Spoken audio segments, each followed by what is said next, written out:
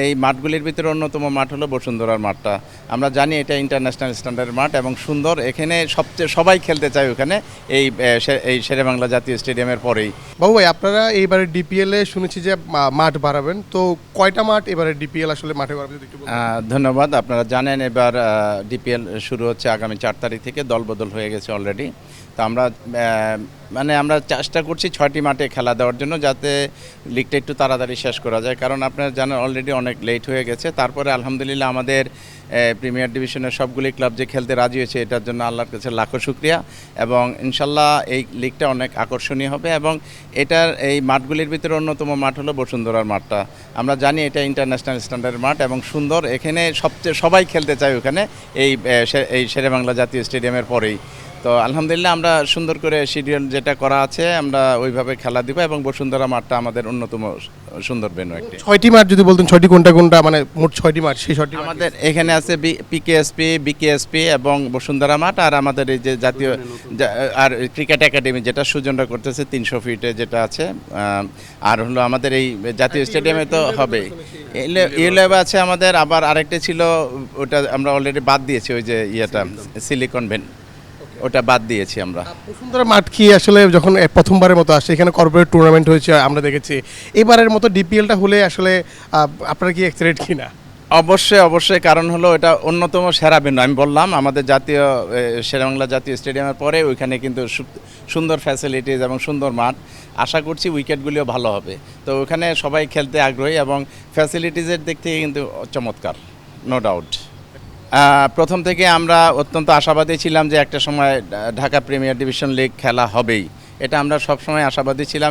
আলহামদুলিল্লাহ এটা বাস্তবে রূপ লাভ করেছে। কারণ গত অবৈধ বোর্ডের বিরুদ্ধে আমরা অনাস্থা এনেছিলাম সবগুলি ক্লাব, কিন্তু অধিকাংশ ক্লাবই। তো ওই অনাস্থার পরিপ্রেক্ষিতে কিন্তু লিগ একটু ডিলে হয়েছে। বাট আলটিমেটলি আমাদের ক্লাবগুলি যে রাজি হয়েছে, এটার জন্য আমরা আল্লাহর কাছে লাখো শুকরিয়া। এবং আমরা আশা করছি এটা অন্যতম সেরা একটি খেলা হবে। কারণ হলো আমি বলেছি যে 12টি টিমই হলো আমাদের দ্যাট মিনস আমাদের বাংলাদেশের। এখানে কোনো পার্সোনাল কারো কোনো মানে এজেন্ডা যে এই ক্লাব ওর ওই ক্লাব এইরকম কিছু নেই। 11 নম্বর 12 নম্বর টিম যদি 1 নম্বর টিমকে হারায় আমরা অত্যন্ত খুশি হব। সেখানে আমাদের ক্রিকেটেরই জয় হবে এবং আমরা চাই সেই প্রতিনিধিত্বমূলক খেলা হবে ইনশাল্লাহ। তামিম ইকবালের ইম্প্যাক্ট কতটুকু? উনি আসলে প্রথম দিন থেকে কাজ করছেন, নিয়মিত বিসিবিতে আসছেন, বিভিন্ন ভেন্যুতে যাচ্ছেন। সো তার ইম্প্যাক্টটা কতটুকু দেখছেন, আর তিনি কি আসলে কাজ পাগল মানুষ কিনা? অবশ্যই কাজ পাগল মানুষ। কারণ দেখেন আমাদের অন্যান্য বোর্ড মেম্বাররাও যতটুকু সময় দেয় না কেন, তার থেকে অনেক বেশি সময় সে দিচ্ছে। এবং একটি জিনিস দেখবেন, সে তো খেলোয়াড় ছিল, তো খেলোয়াড় থাকাকালীন অবস্থায় সে কিন্তু খেলোয়াড়দের যে কি সমস্যা, কোনটা করলে ভালো হবে, এই জিনিসগুলি কিন্তু অনেক ভালো জানে। সুতরাং ওইভাবে সে কিন্তু ভালো কাজের উদ্যোগ নিয়েছে এবং যেটা অলরেডি অ্যাপ্রিসিয়েটেড হয়েছে সবার দ্বারা। এবং আমরা আশা করছি সামনে আরও চমক আসবে, আরও সুন্দর সুন্দর সিদ্ধান্ত আসবে, যেটা আমাদের ক্রিকেটের জন্যই ভালো হবে। ভাই শেষ একটা প্রশ্ন করতে চাই। দর্শক হচ্ছে আসলে ক্রিকেটের প্রাণ। তারা মাঠে আসে, চেয়ার্স করে, তারা হচ্ছে 12 ম্যানের দায়িত্বটা পালন করে। সো এবার একটা জিনিস খেয়াল করলাম যে পানি নিয়ে সমস্যা হয়, খাবারের অনেক বেশি দাম থাকে। ধরেন আপনি 100-200 টাকার টিকিট কিনে না, আপনি 400 বা 500 টাকার খাবার কিনা লাগতেছে।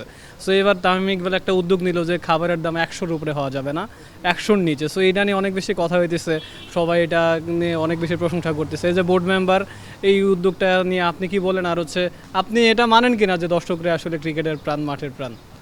ডেফিনেটলি বাংলাদেশের ক্রিকেটের অন্যতম প্রাণ হলো আমাদের এই দর্শকরা, যারা বাংলাদেশের কোনো পরাজয়ে কাঁদে এবং জয়ে কিন্তু অনেক আনন্দ করে হাসে। সুতরাং তাদের এই যে খেলা দেখার বিষয়টি, তাদেরকে আরও সহজ করার জন্য, আরও সুন্দর করার জন্য আরও কিছু ফ্যাসিলিটিস আমরা ইনশাল্লাহ ভবিষ্যতে বাড়াবো, যেটা দর্শকরা গ্যালারিতে এসে অ্যাটলিস্ট স্বাচ্ছন্দ্য ফিল করবে। সেই জিনিসগুলি আমরা লক্ষ্য রাখছি, যাতে এখানে কোনো বৈষম্যের শিকার বা কোনো অনৈতিক সিদ্ধান্তের শিকার না হয় তারা। এই যে আলহামদুলিল্লাহ, এই যে এখন খাবারের দামটা আমরা কমিয়ে দিয়েছি এবং পানির ব্যবস্থা করেছি, এবং পানি যাতে সবাই বিনামূল্যে খেতে পারে সেটারও ব্যবস্থা করব ভবিষ্যতে ইনশাল্লাহ, এবং এখনও করছি ইনশাল্লাহ। শেষ প্রশ্ন, তামিম ইকবাল কালকে হচ্ছে বসুন্ধরাতে যাবেন, বসুন্ধরা স্পোর্টস সিটি ভিজিট করবেন। আসলে এই ব্যাপারটা যদি একটু বলতেন আপনারা। এটা তো অবশ্যই প্রত্যেকটা আমরাও যাব। এটা আমরা প্রত্যেকটি যে ভেন্যুতে লিগের খেলাগুলি হবে, প্রিমিয়ার ডিভিশনের খেলা হবে, সেই ভেন্যুগুলিতে আমরা সবাই যাব পর্যায়ক্রমে। কেন যাব?